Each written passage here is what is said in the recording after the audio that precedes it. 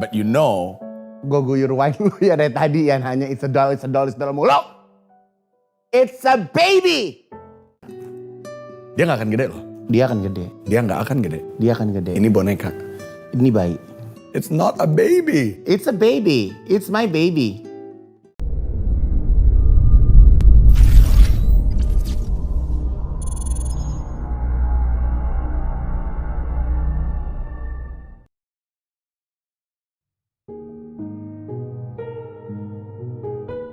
Fenomena spirit doll atau boneka arwah belakangan tengah ramai menjadi perbincangan.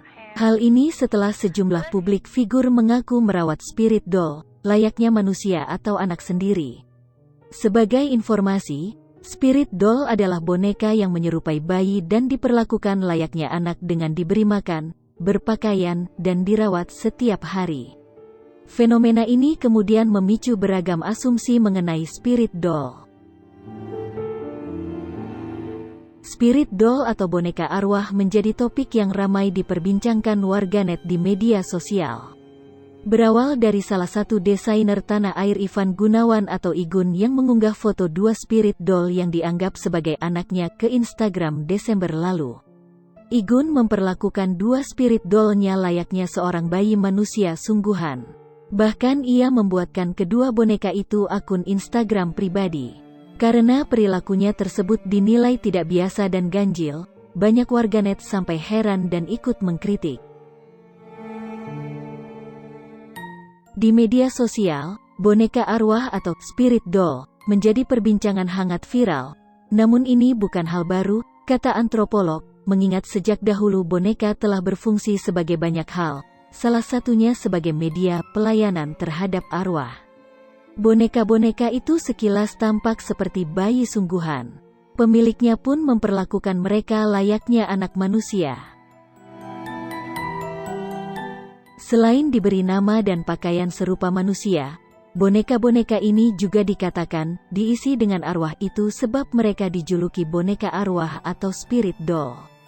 Dalam sebuah video yang viral di TikTok, misalnya, seorang perempuan menyuguhi bonekanya minuman bersoda. Dalam video viral lainnya, seorang perempuan mengomeli bonekanya karena bermain di tanah dan membuat kakinya kotor. Ini adalah namanya siapa? Deretan selebritis yang memiliki spirit doll diantaranya Ivan Gunawan, Selin, Sarwenda, Soimah, Astrid Kuya, Roy Kiyoshi, Wendy Walter istrinya Reza Arab, Furi Harun, Risa Saraswati dan mungkin ada lagi lainnya yang namanya tidak ditemukan admin. Harga spirit doll menurut penelusuran media, di situs jual beli Etsy, dibanderol mulai dari ratusan ribu hingga ratusan juta rupiah. Spirit doll termahal adalah boneka Princess, usia 5 tahun, dengan tinggi 33 inci. Harganya sekitar 103 juta. Sementara itu di Tokopedia dijual ratusan ribu hingga jutaan rupiah. Termahal ada boneka bayi perempuan handmade dengan harga 2,95 juta. Lalu di Shopee terdapat boneka spirit doll look tape dengan harga 3,5 juta. Tidak hanya di Indonesia, spirit doll mirip seperti boneka bayi juga menjadi fenomena di Thailand yang disebut look tape. Look tape atau malaikat anak dalam bahasa Thailand adalah boneka bayi yang dipercaya dirasuki roh halus pembawa keberuntungan dan kemakmuran. Look tape diperlakukan layaknya bayi atau anak sungguhan, mulai dari diberi makan, pakaian, dan digendong. Selebriti Thailand membawa look tape kemanapun mereka pergi. Mereka membawanya ketika pergi restoran mewah, spa kuku, bahkan meminta kursi terpisah untuk look tape saat naik pesawat. Thai Smile, maskapai penerbangan nasional Thai Airways bahkan mengizinkan orang tua, atau wali, dari look tape untuk membeli kursi untuk malaikat anak mereka, agar mereka ditawari makanan di pesawat. Bahkan pramugari yang diberi pengarahan untuk memperlakukan mereka seperti penumpang anak lainnya. Mengenai fenomena tren spirit doll dari kacamata psikologi, wajarkah jika orang dewasa memilikinya? Berikut admin meresume dari berbagai media menurut pendapat para ahli mengenai boneka arwah tersebut. Menurut pakar budaya Fakultas Ilmu Budaya, FIB, Universitas 11 Maret, UNS, Surakarta, Drs. Tunjung Wahadi Sutirto, MC mengatakan, fenomena boneka arwah di Indonesia bukanlah sesuatu yang baru. Sebab menurut dia, masyarakat sejak lama memang sudah mempercayai boneka arwah.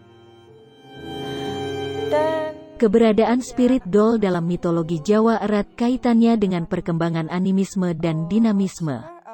Dalam berbagai khazanah dan pustaka sejarah, disebutkan bahwa sejak zaman Mesolitikum sudah muncul kepercayaan terhadap kekuatan roh. Kemudian, hadirnya paham Hindu-Buddha semakin memperkuat kepercayaan terhadap roh yang sebelumnya sudah ada. Kepercayaan terhadap roh yang sebelumnya ada mendorong manusia untuk hidup dan membangun harmonisasi dengan entitas roh tersebut. Sehingga, dari hasil harmonisasi itulah yang melahirkan perilaku menghadirkan roh dalam visualisasi diri orang dan boneka atau benda bertuah. Dalam tradisi seni pertunjukan, menghadirkan roh dalam penampilannya banyak dijumpai di Jawa seperti jatilan, sintren, jaran kepang, dan sebagainya, kata Tunjung. Tidak hanya pada masa Mesolitikum dan hadirnya Hindu-Buddha di tanah air, tetapi kisah dalam dunia pewayangan juga memperkuat kepercayaan penjelmaan roh pada alam kehidupan duniawi. Misalnya, bagaimana kisah pewayangan tokoh Bambang Ekalaya yang menciptakan patung Durna sebagai visualisasi guru yang mahir mengajarkan memanah dan lebih unggul daripada Arjuna yang berguru kepada Durna secara biologis, jelasnya. Sementara dosen psikologi Fakultas Kedokteran, FK, Universitas 11 Maret, UNS Dr. Tri Rejeki Andayani, SC, MC, pun menanggapi fenomena spirit doll yang ramai diperbincangkan di jagat maya. Meski ada sisi positifnya, namun perlakuan berlebihan terhadap spirit doll disebut akan berdampak negatif pada pemiliknya. Ia mengatakan, sebenarnya memiliki boneka arwah termasuk berbentuk bayi adalah hal yang wajar asal dimanfaatkan sebagai media latihan untuk mengasuh anak. Setidaknya dengan keberadaan spirit doll, orang-orang bisa menyiapkan diri sebelum memiliki anak sesungguhnya.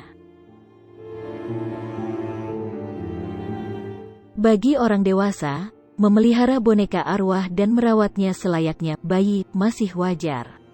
Bahkan hal itu bisa dimanfaatkan untuk media praktik bagi mahasiswa kebidanan atau keperawatan, ujarnya.